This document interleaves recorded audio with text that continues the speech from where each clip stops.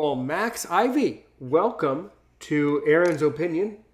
Thank you so much for joining me basically with very little notice and barely knowing who I am. Thanks for joining me.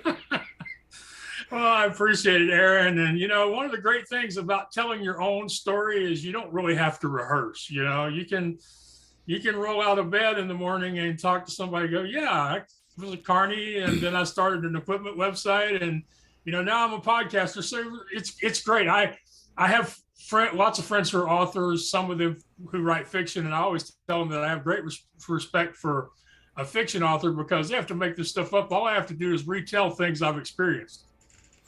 Indeed, but then you have to remember what the facts are, which then can, of course, become confusing all in itself. So it just depends. But I usually start. You know, Uh huh. f- facts. Sometimes facts can be supportive of the story, and sometimes you just ignore the facts. I mean, Oh, okay. Well, there's see, a there you go. Then if you need to ignore the facts, you input the fiction. I got it. I got it. yeah, But there's actually a genre now. It's called creative nonfiction, and that's exactly what it's all about. Is you start with a real story and then you adjust it to make it more entertaining. Now, I do want to let people know that I'm just doing this. I'm just joking around with you. If they've read one of my books or one of my blog posts or listened to my podcast, that's all Max, because I've learned that the best way I can help others is to be as honest and open and authentic as I possibly can be, and encourage more people to do the same. well, what sounds good to me. By the way, I love your energy. Love the confidence. I always start. I start every episode. Excuse me, guys. I start every episode basically the same by saying, "I love your energy level, and it's so good." But by the way, I start every episode with a very special question: Who is Max Ivy? I would say he's somebody who enjoys a challenge, who loves helping other people, who has too much curiosity for his own good, who doesn't realize how difficult many of the things were at the time he was doing them, or how scary some of the things he does now are to people who are following his progress out in the world. Somebody who's constantly adjusting, adapting, changing based on what I've learned over my past life experience, what I've learned from friends and family and online followers, and also what I've learned from my many mistakes.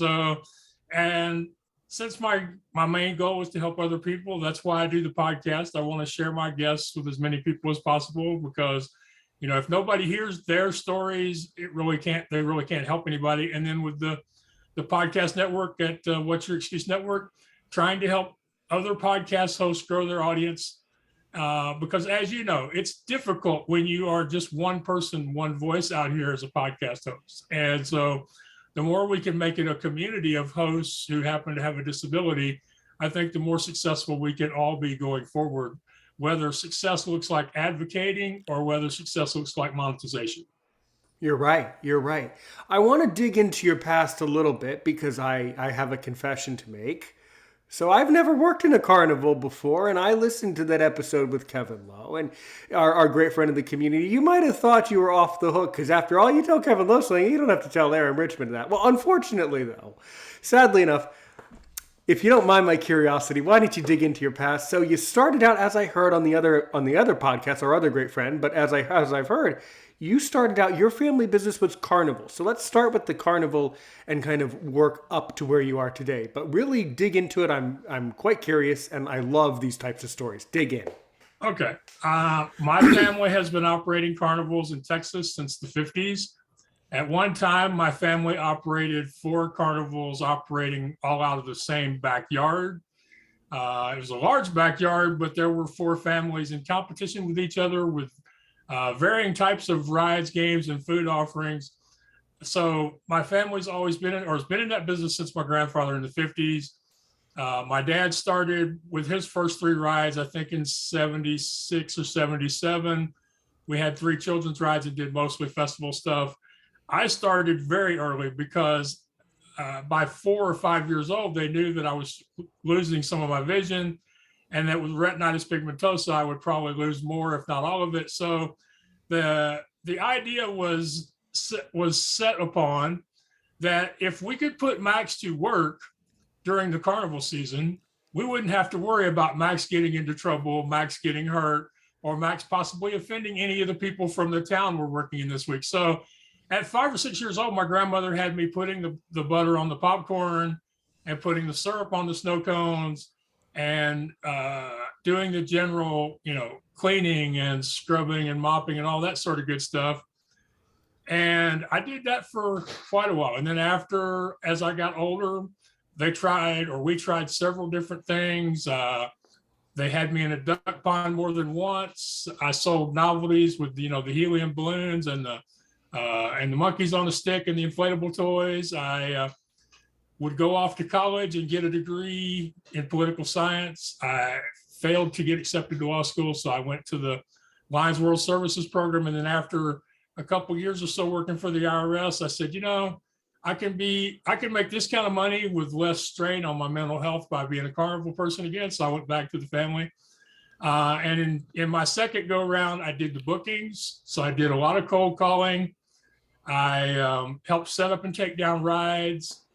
I sometimes worked in the food booths. I managed my own games. I had 2 children's games for a lot of those years and was really enjoying it. Worked with my dad and my brothers and, thought we were building something until his death led eventually to the closure of our small carnival. So over the years, when we actually had a carnival, I've done everything that you can do in the business except operate a winch and drive. I've never done either one of those 2, but I've done everything else, and I've had grease all over me at more than one time in my lifetime, and many of those times still had to go to work that day, in spite of not really being, let's call it, ready for prime time.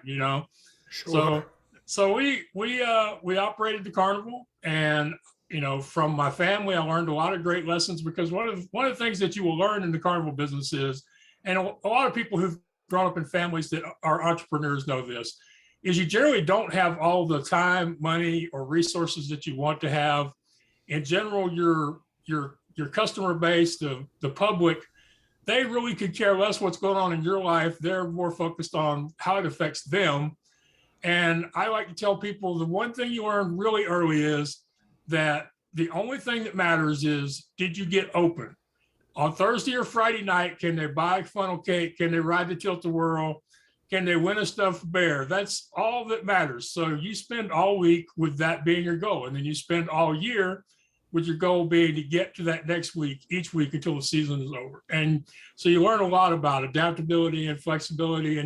And when things go wrong, you also learn a lot about, just finding the positive in life and finding something to laugh at so you can keep going. And, in Texas in July and August, when it's 90-something degrees outside and 70% humidity, and you're just trying to get to September when the weather changes a little, those are some difficult times.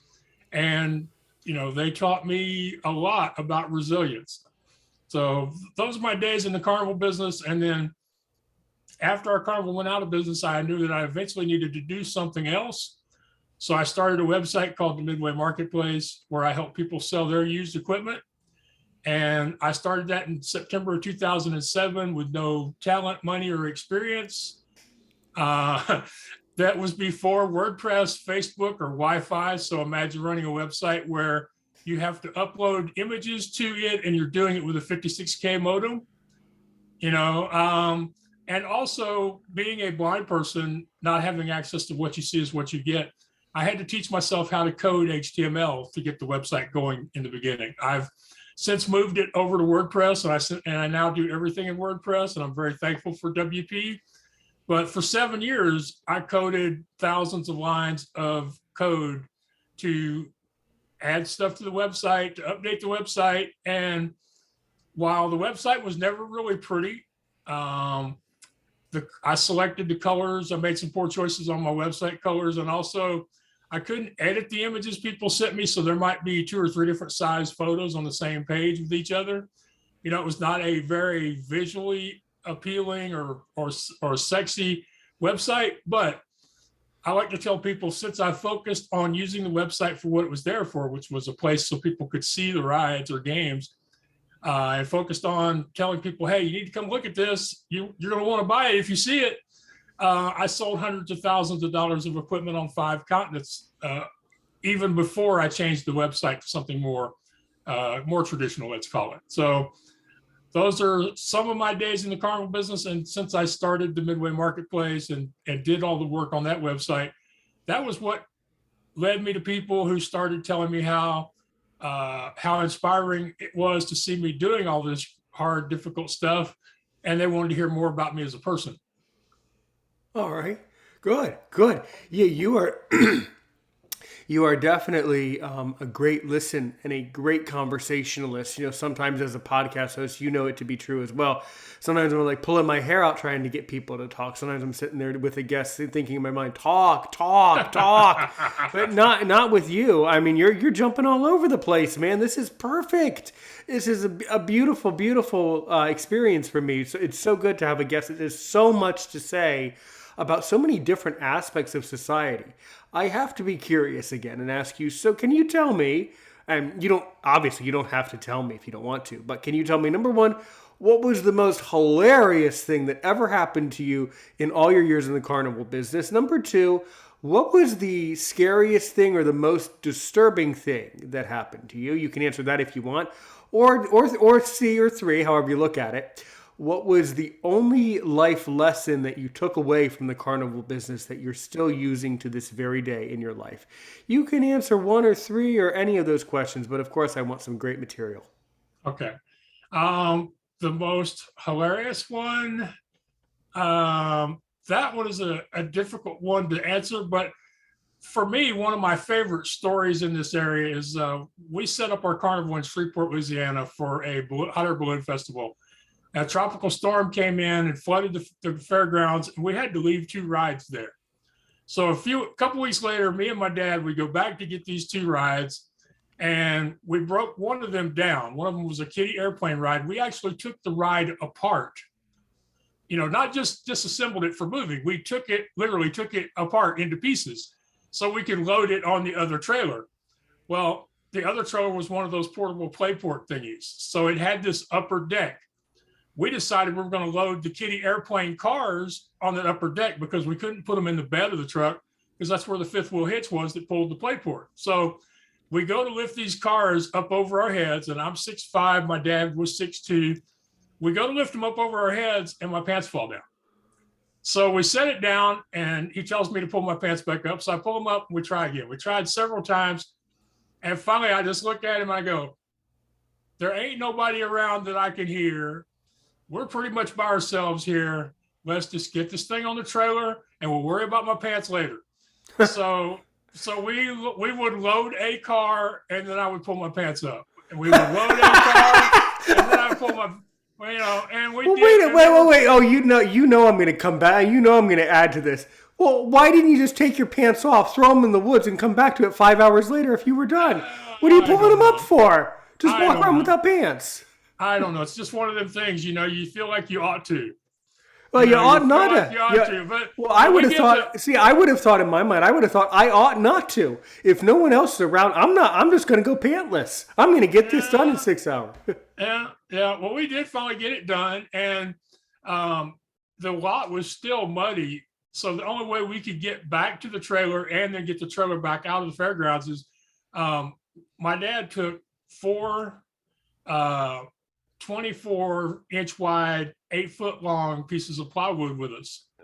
And so we would put those pieces of plywood under the truck wheels and back the truck up. And then once we got to a certain point, we'd put the other pair of plywood under the truck wheels. And he did that. We did that, 8 feet at a time, several hundred feet until we got hooked up to the trailer, and then the same thing back out. And when we get out, I said, well, I guess the thing about the pants didn't hurt anything. He said, no, it didn't hurt nothing. But when we get the first chance I get, we're buying you some suspenders. That's cute. That's cute. Yeah. And then, okay, now do you want to go with the most disturbing or the greatest lesson?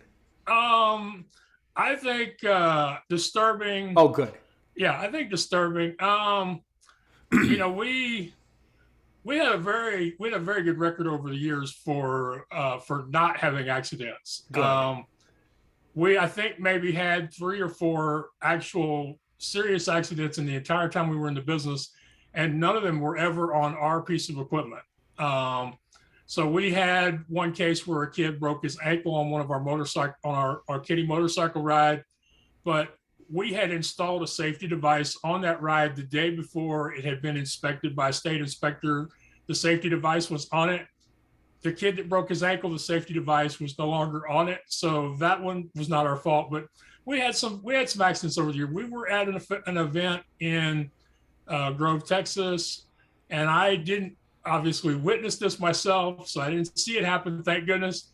But apparently, one of the riders on another one of those playport things where they climb and slide tried to reach out and catch themselves, and reached out and caught their hand in the protective mesh along the outside of the ride, and basically just tore a finger off. Now they were able to reattach it. The kid was young enough that he really didn't even, he wasn't, I don't think, really affected badly by it happening because of his age and the fact that they were able to fix it. But, that's just one of the things you hear about it. And you're like, yeah, that's disgusting. And I wasn't even there, so, but I would say that the other thing that happened that was, kind of unsettling is at one time my family operated a ride through spook house. They call them dark rides.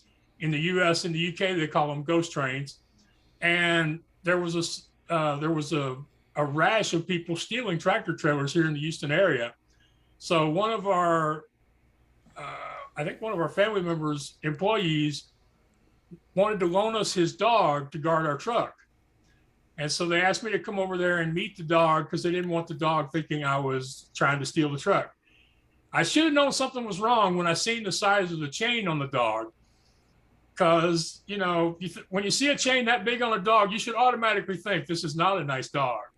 And he's probably not going to be nice to anybody. So the dog, he sensed something. He jumped me. He got me all the way down the inside of my left leg. And I spent half that night in the hospital in Jacksonville, Texas. So that one was really, just one of those things. It's just personal, happened to me personally. I was scared of dogs a lot from then on.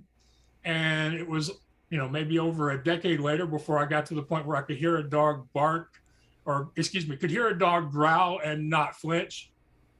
So that was one of those things, just was really bad. It happened off the midway. Most people would have never known it happened, but it was, it was kind of unsettling. And then, the life lessons, one of the things that really works for me today is I have this saying that if you don't ask, they can't say yes. And so I reach out to a lot of podcast hosts, to sponsors, to organizations wanting public speakers, or that maybe don't know they want us public speaker yet. I send a lot of emails and fill out a lot of submission forms, mainly because I'm not afraid of people saying no.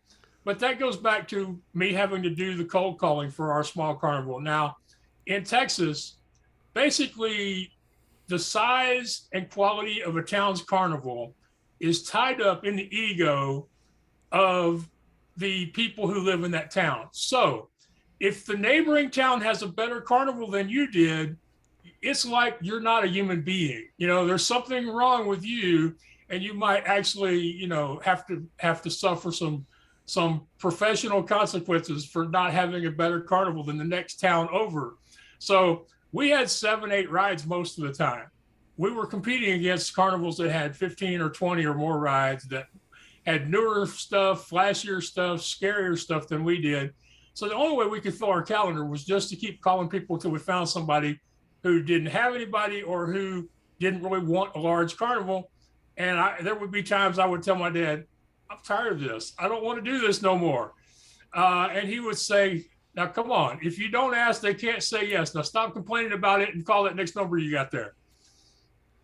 So just, just the determination and resilience, but the fact that a lot of good things happen if you just decide to ask. And my dad was a positive person. A lot of people have heard the expression, what's the worst that can happen? that wasn't the way my dad approached it. His attitude was, if I ask, then they could say yes. But if I don't ask, then, and one of the really cool things about getting to the point where you don't even think about asking for help or asking for opportunities is you get to the point where you ask for things that you're not 100% qualified for, and people still say yes. Yeah, absolutely. That's an excellent that's an excellent life lesson, to be able to ask for things even if we do know that we can't necessarily have all of it or aren't even qualified. We have to trick ourselves in life to see how successful we really can be. There is some magic to it, for sure, for sure. Yeah, there's a phrase in the Bible about how God will never give you more than you're capable of handling. And most people think about that having to do with the negative side of their life, that, he's not going to send more disaster into your life than you can live with. But I think it also applies to positive things. Sure. So a lot of times, if we will either just take the risk or step out in faith, depending on which way you want to look at it, and submit that form or send that email, even if we know we're not qualified, then we allow good things to happen. But we also allow ourselves to have that blessing that's bigger, scarier, more difficult than we think we're ready for, but that we can become ready for in the process of the doing. Absolutely. Absolutely. What it all comes down to is you have to apply yourself in life. You have to be willing to be told no, or you have to be willing to stretch a little bit in life to accept yes as an answer. And that is a tremendously humbling statement, and a tremendously wise piece of philosophy that you have definitely absorbed in your wisdom, for sure. That's truly touching, and it's absolutely the case. Yeah, there's one more important part to this. You have to be willing. You have to be willing to look stupid. Sure. You have to be willing to fall on your butt, because that's a lot of people are not willing to risk their ego. They're not willing to be humbled. They're not willing to have everybody point and stare because they tried something they thought they were ready for, and it turned out they weren't ready for it. But that's I've come up with a saying for this. I like to tell people, look, life is not the Olympics. They are not going to award style points, so stop trying to win them. You're brilliant. Yeah. Your level you are so aware of your spirit and who you are as a person. You're a very aware person. That really radiates right over to me. The other way that I look at it in life is it's not about how you fell down. It's about how you got up is the other thing too. And yeah. I have fallen on my face before many times, and you have to get up. But the problem is that the successful people in the world, everybody who's not successful thinks that the successful people never fell. But the problem is, that's a lie. The people who are successful because they got up after they fell.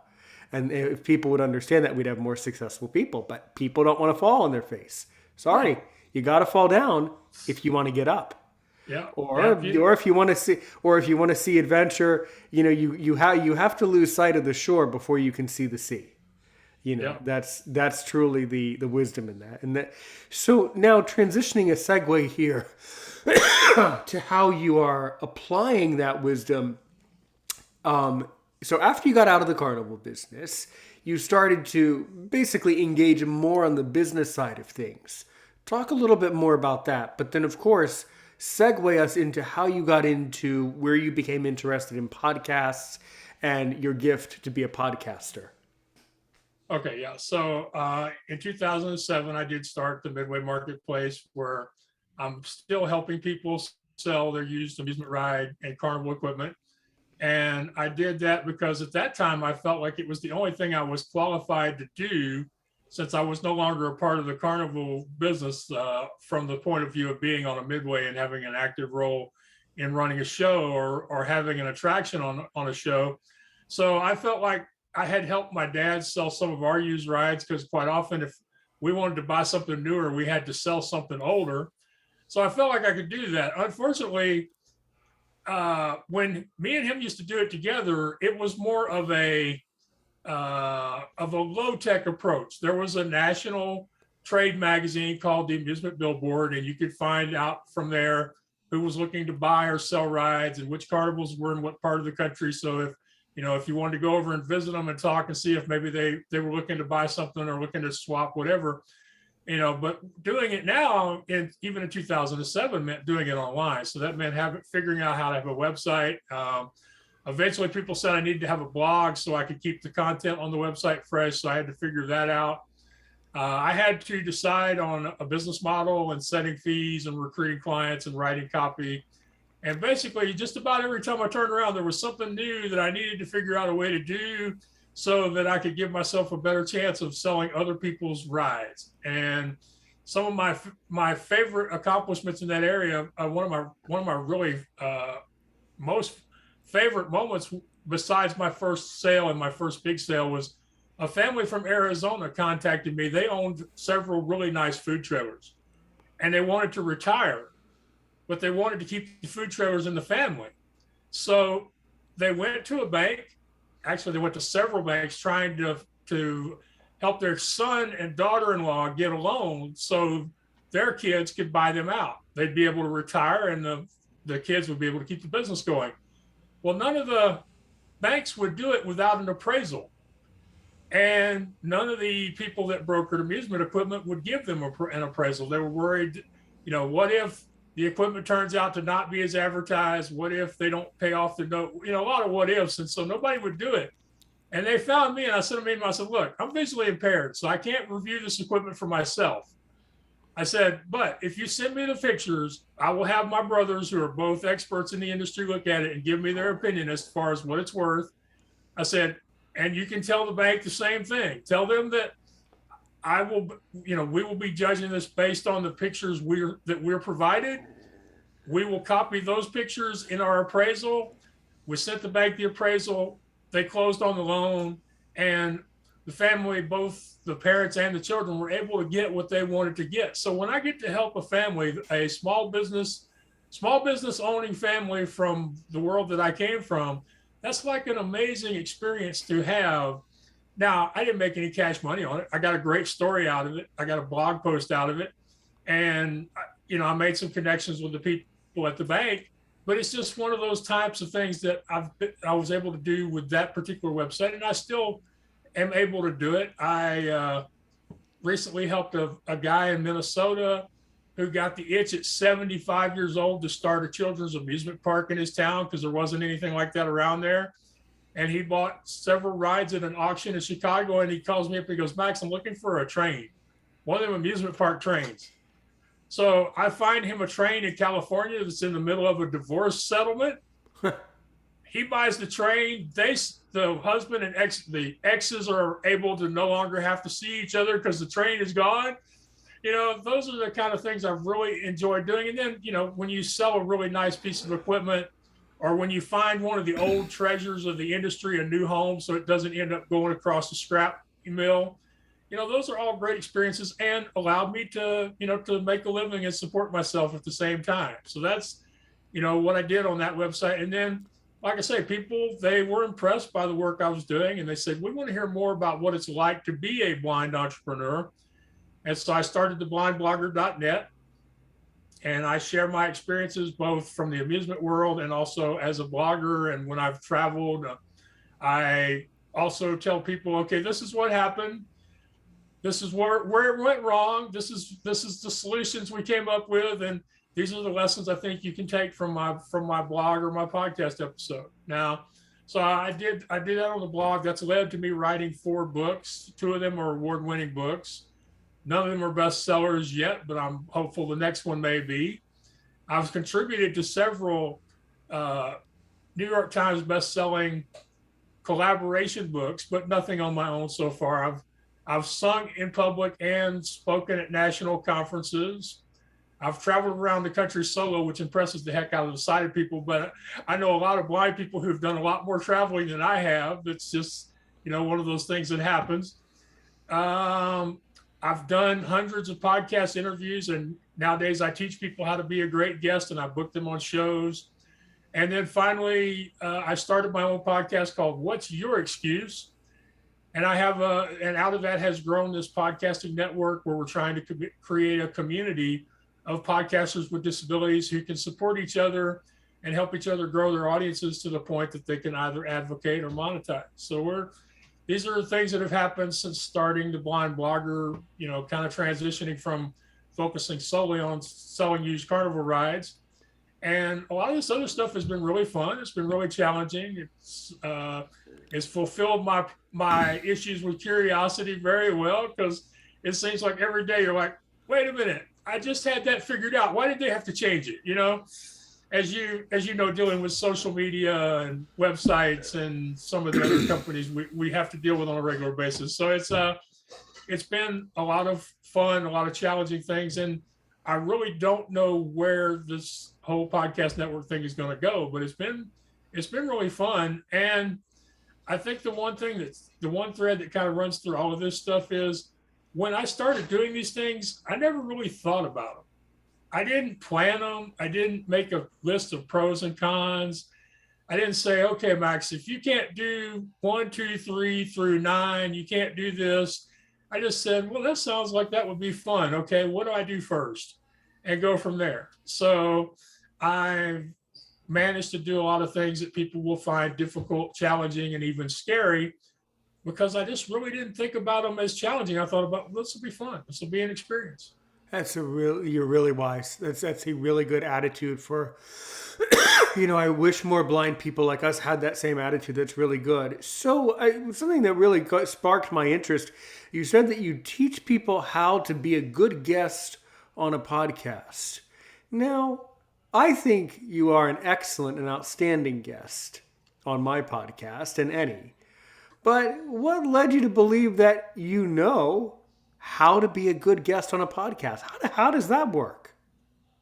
Well, you do 300 plus podcast interviews over 9 years. You have regular conversations with the hosts that you've been on shows with. You ask your followers online to give you their opinions. You read your comments and the reviews and ratings of people's podcasts that you've appeared on. And, and basically, here's the way I look at it. If I was horrible, people would tell me I'm horrible. They may not tell me I'm great. They may not reach out to tell me that they like me. But I think if I were horrible, I think people would not hesitate to tell me so. And the other thing that would happen is, podcast hosts talk either directly or through the applications they use. So if I was horrible, they would stop booking me. It's that simple. Right. But let's say, for example, that someone, not talking about you or I, let's say that someone comes up to you and they say, Max, I've never been a guest before, but I'm really nervous. I know that I can be a guest. Like what specific tools do you give someone who's never guested before? In other words, that's a great question. I appreciate you asking me, because the podcast guest instruction and bookings is my primary source of income that supports a lot of the other work I do. So I really appreciate you asking the question. It's an important question for me. So first off, the most important thing someone has to know if they're going to do a podcast interview is they have to know what their personal origin story is. And that requires me and that person having a conversation to learn about their life experiences, to learn about how they solve problems, to learn about some of their successes, some of their setbacks, and to try to get to know them and then figure out what their story is. For example, I have an editor who's helped me with my books. Her name is Lorraine Regularly. When I introduce her to people, her backstory is that she was raped as a teen while still a virgin, went into prostitution, drug use, and single motherhood, but eventually turned her life around so that she's now a successful editor, blogger, ghostwriter, and book publishing Sherpa.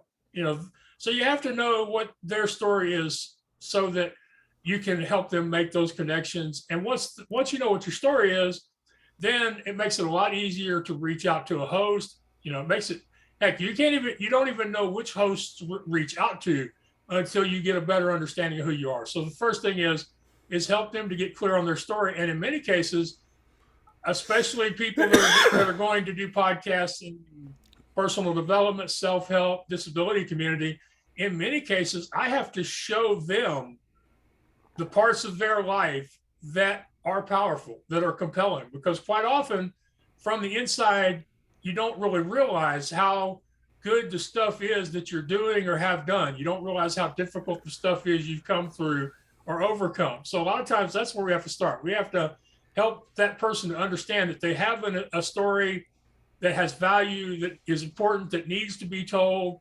And that if it isn't told, they're making other people's lives less fulfilling because they don't have the benefit of this person's experiences and their stories. So that's the first thing. Once you do that, then you go through a series of questions and answers based on many of the questions that I've been asked personally and the questions that I would ask that person if I were hosting them on my podcast.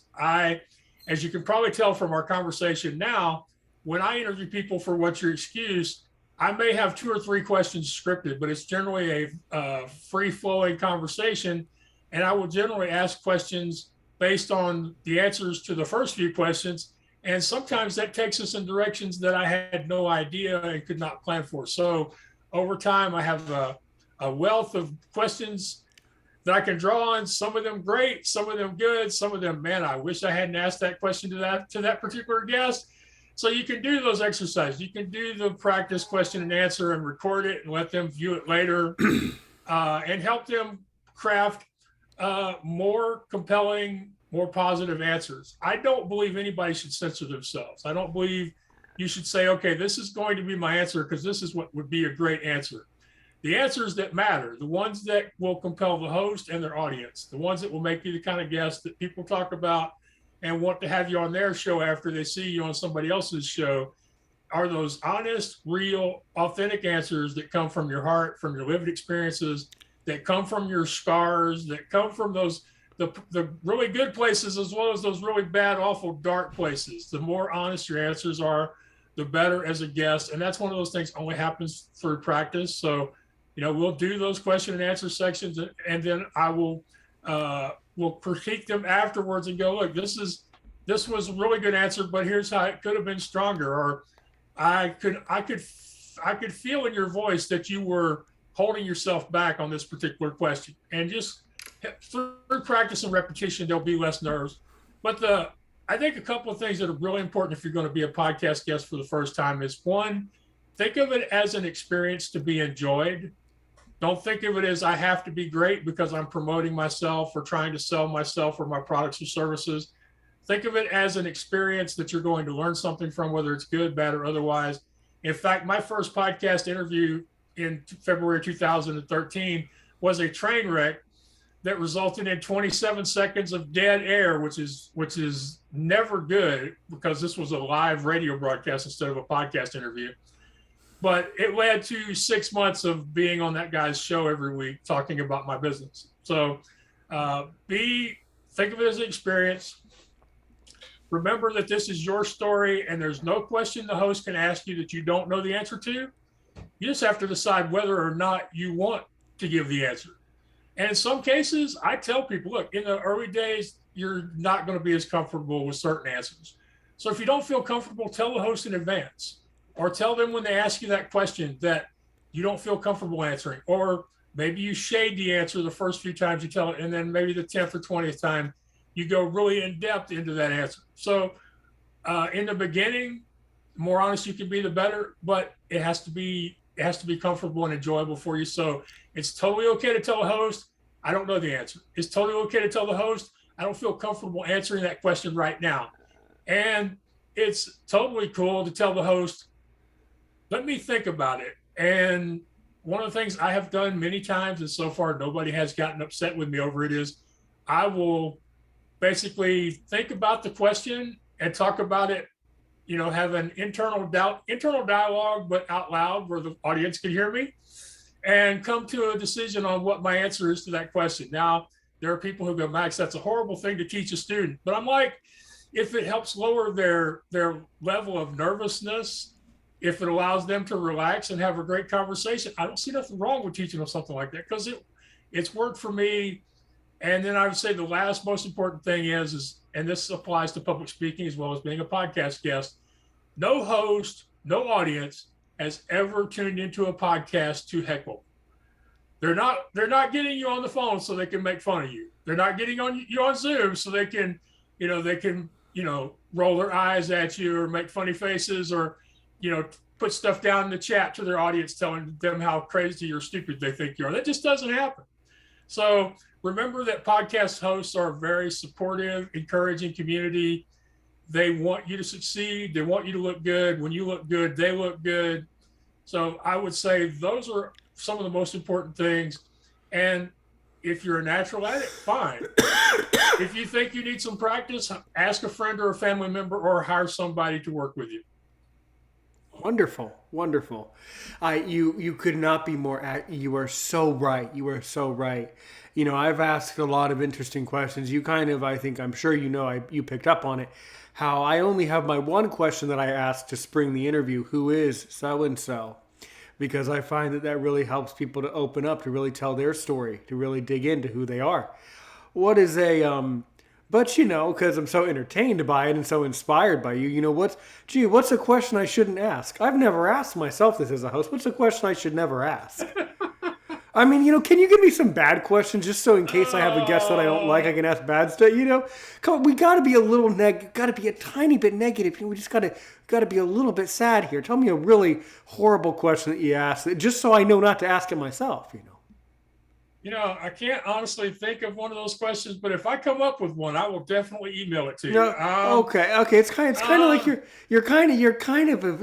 since you brought it up, it's almost like you're avoiding the question, but that's okay, right? Guests can avoid questions they aren't comfortable answering. Okay, all right. Yeah, cool. That's cool. I do remember the one, the great question, the question that started all of this as far as being a podcast guest. Was my first interview was with a guy named Brian the Hammer Jackson. And when I met him, he was kind of like a poor man's Howard Stern. He was really into being controversial and off the wall. Since then, his interview style has improved immensely, and he now has a couple million people that listen to him every day.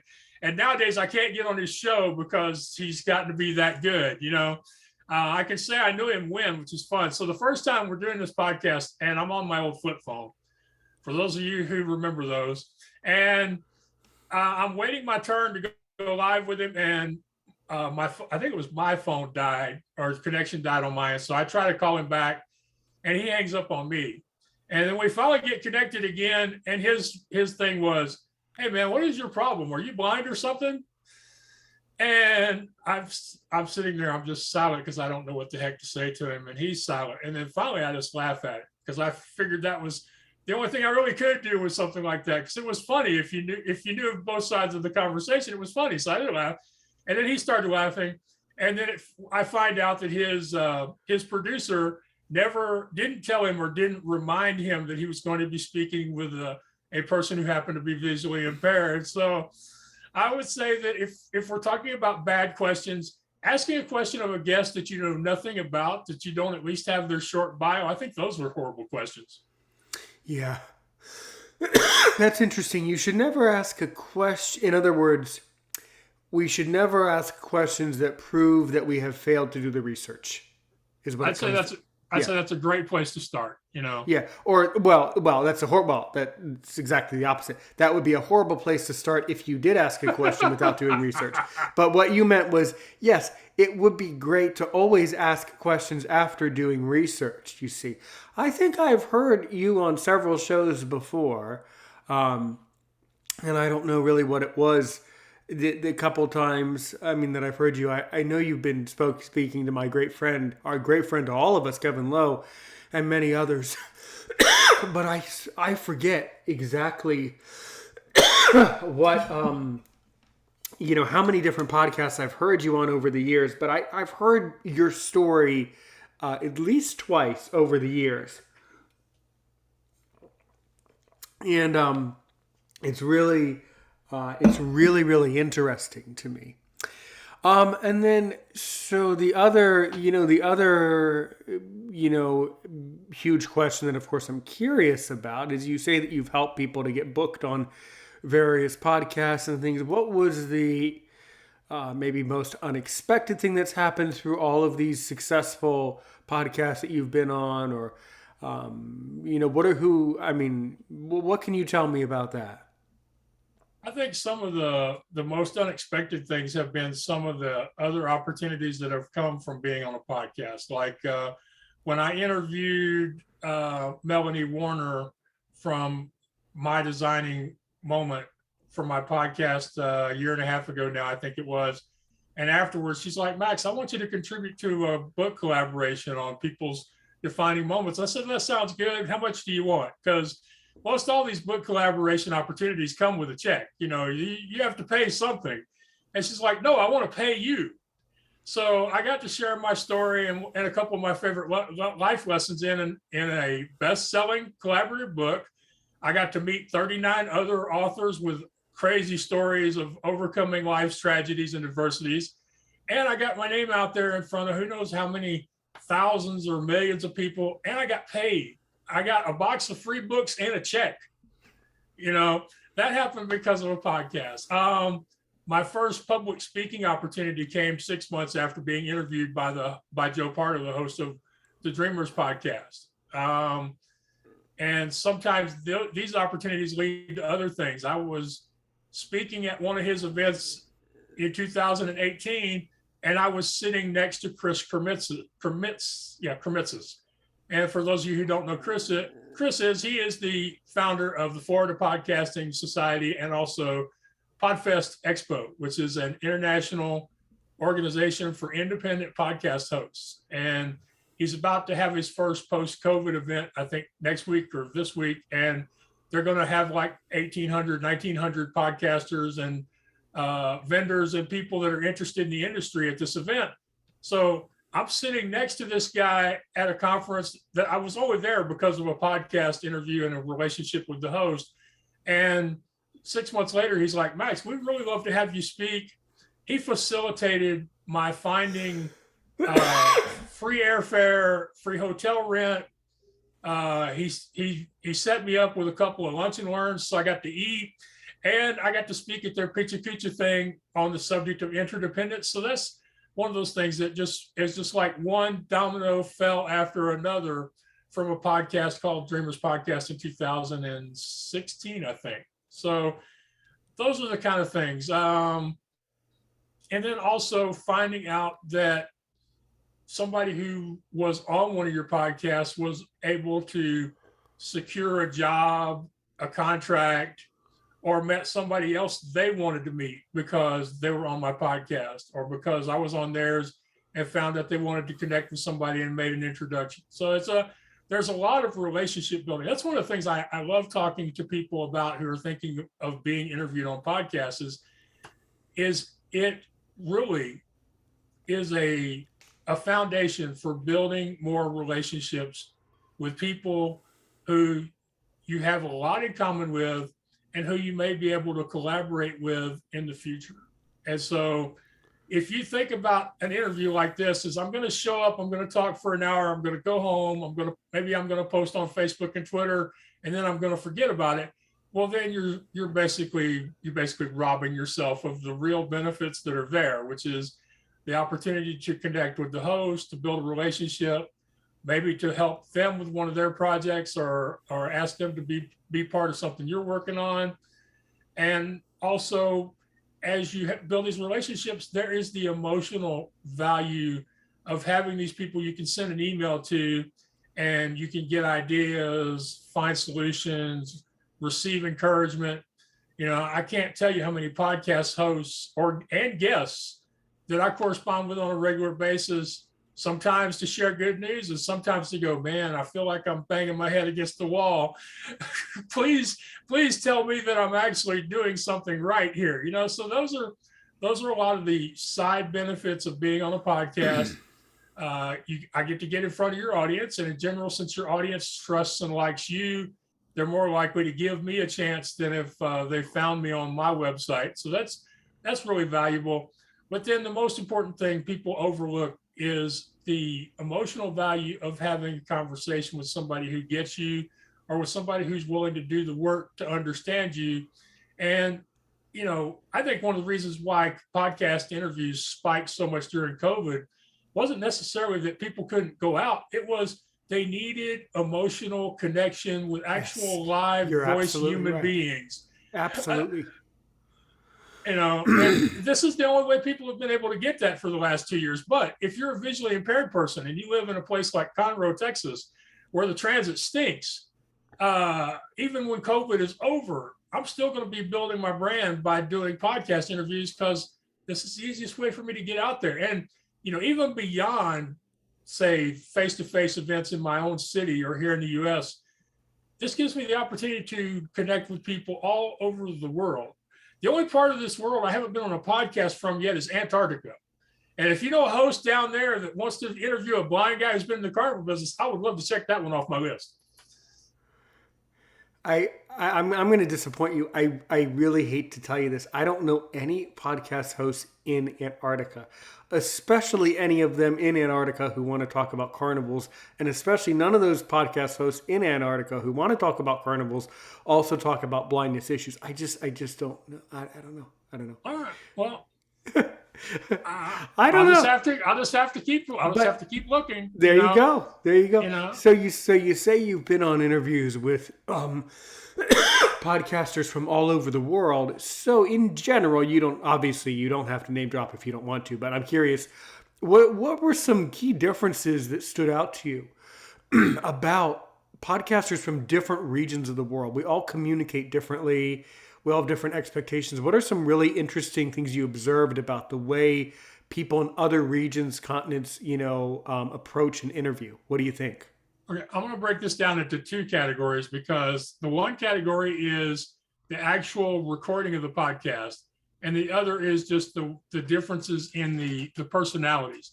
One of the things I've had to learn by doing podcast interviews is there are parts of this world where internet and even electricity is not a reliable commodity. So I have booked podcast interviews that had to be canceled because the host couldn't get access to the net, or because their power supply station had been vandalized and they not only didn't have internet, they didn't have electricity for their refrigeration. So that's one big difference. It's the difference in the technology, the budgets, the economies between podcasters in the UK, the US, and Europe versus those hosts in Latin America, Asia, and Eastern Europe. There's a big difference in the available technology, the budgets. And the other thing is quite often you may have to make yourself available in the wee hours of the night or the morning here, because that's their best time to have the best access to what they need to be online. So that's part of it. The other part of it is just the different accents, voices, and terminology, because, in the UK, they've got different words for just about everything we say here in the US. In Eastern Europe, a lot of it is trying to break through the accent, because, quite a few of them have very lovely voices that are very easy to understand. And some of them, you just have to totally focus and concentrate in order to carry on your side of the conversation. Hands down, the worst accent I've ever had to get through was a gentleman who interviewed me from Wales. That was the worst. I thought Scottish would be the worst ever, but it was Welsh. I mean, he spoke English naturally, but he spoke it with a Welsh accent. So that was the most difficult one I've ever had. I find that in the UK and Europe, they tend to do shorter length podcasts than we do here in the US. Very unlikely to do an hour plus with anybody over there, more likely to 30 minutes, 20 minutes. And there doesn't seem to be a lot of sponsorship or ad roll insertion in the UK and Europe in the podcasts that I've been on or that I've listened to. So I'd say that's a big difference. It seems to me there's a lot more teams, friends, husbands and wives doing podcasts outside the US. It seems like here in the US, it's a lot of solo hosting going on. That's just my impressions of things. And I would say that, and just in general, a lot of the people that I've talked with who are doing shows in the UK and Europe, they seem to have a much higher level of appreciation for being able to do it. I know that COVID has changed a lot of people's attitudes as far as what they want to do with their lives. And a lot of people have found satisfaction and even a calling in having a podcast. But I still see more the idea here being commercialism and monetization more often than pursuit of any altruistic goals that may, just accidentally result in some financial rewards. But I find more often in Europe and especially in Asia that it's more likely to be a passion project than a money project. Those are some of my impressions. Really well done. As we start to run out of time today, speaking of time to run out of, I always like to bring the episodes to a close by thanking you so much and saying that I always say at the end of every episode, so, Max, if you can ask me only one question to really make me sweat, to see if I'm really worth my salt as a podcaster, what do you want to ask Aaron Richmond? What has been your biggest setback and how did you overcome it? In life or podcasting? I got time, do both. Biggest setback, I think, was, going through having to overcome society and having to overcome things to be educated, to go through university. That was both a setback and a blessing. As far as podcasting, I appreciate doing these interviews so much that I don't view any aspect of podcasting as a setback. I view it all as enjoyment for me, as something that I love to do outside of my teaching. So, yeah. Well, that's the perfect answer. I mean, because that basically is in line with what I was saying earlier about seeing what we're doing as an experience to be enjoyed. And absolutely. And there are some things that I'm sure there are things that both of us would prefer to pay somebody else to do when it comes to a podcast. But for the most part, we really enjoy what we're doing, and we're happy to be able to do this as a calling, as a almost profession. I think we're both very happy to have the role we have in life, business, and society that we do in the area of hosting a podcast, getting to have great conversations, and the honor of helping our guests reach people who haven't heard their stories or their lessons yet. Absolutely. Beautiful way to end. If someone wants to get in touch with you off air, off the podcast, how can they get in touch with you? Right. They can go to theblindblogger.net. They're welcome to just send an email to justask@theblindblogger.net. The podcasting network is at wyexcuse.com. My podcast, What's Your Excuse? The episodes, the newest ones, are always on the website, theblindblogger.net. And if you're on Alexa, Google, or Siri, you can just say, play What's Your Excuse? And I do hope people will reach out to me. I believe that every time somebody finds the courage to send an email or click that contact form, it's an opportunity to make a new friend and to see what life has in store for the both of us. So I like people to be sure that they don't have to be ready to hire me, to book me, or to buy something from me to contact me. I truly want to meet y'all. Y'all can, and I'm just as happy if you're telling me, Max, you were amazing. Or if you're telling me, Max, some of that stuff you said was basically full of baloney. As long as we can have a conversation about it and both learn something from the exchange, I'm great with it. So I do hope that some of your listeners will reach out and that we can get to know each other, become friends, and see where we may help each other going forward. Absolutely. Have you ever listened to any of my episodes? And so do you know how I end a great episode? Well, we've established that I didn't know who you were. I thought you were somebody else. You are right about that. You are right. So you are right about that. So it's not fair for me to even ask if you know, but that is totally fine. Max, of course, don't hang up, by the way. Thanks so much for joining us today. Stay safe out there, everyone. And as I like to say, thanks so much. Help one person today. Help 1 million people tomorrow.